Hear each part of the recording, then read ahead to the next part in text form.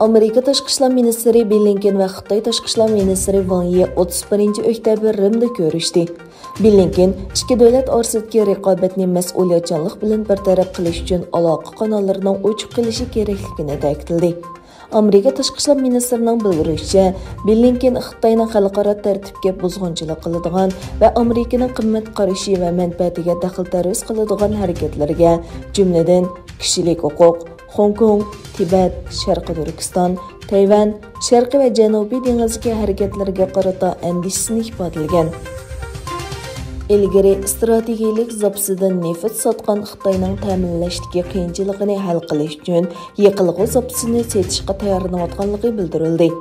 Davlatlik yemaklik va strategik zapas saqlash idorasi zapas miqdorining yillik aylanishining bir qismi sifatida bozorga solinganligini e'lon qildi.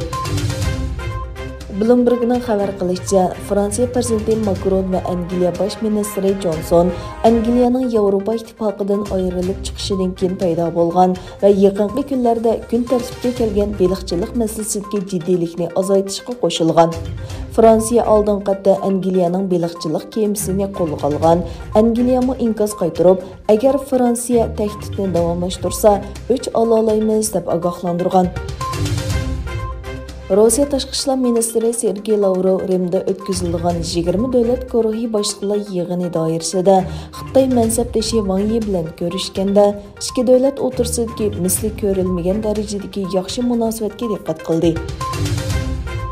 20 davlat guruhi rahbarlari uchrashishi doirasida Rimda turayotgan Yevropa ittifoqi komitetining raisi von der Leyen Amerika prezidenti Bayden bilan o'tkazgan muxbirlarni kutib olish yig'inida Yevropa ittifoqi bilan Amerika o'rtasida davomlashayotgan po'lat va alyumin tamojna beji ziddiyatida hal qilish chorasining o'tirg'a qo'yilganligini bayon qildi.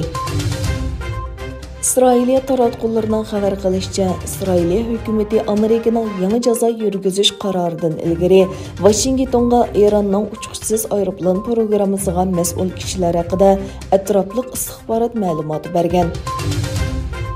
Yaponiyaning poytaxti Tokioda harakat holatidagi poyezdda pichoq bilan yo'lovchilarga hujum qilgan bir kishi vagoniga o't qo'yib o'tgan. Kyoto agentligining xabariga qaraganda, voqeada 15 odam yaralangan bo'lib, bir kishining yarasi og'ir ekan. Voqea yuz bergan vagonmi ziyonga uchirgan.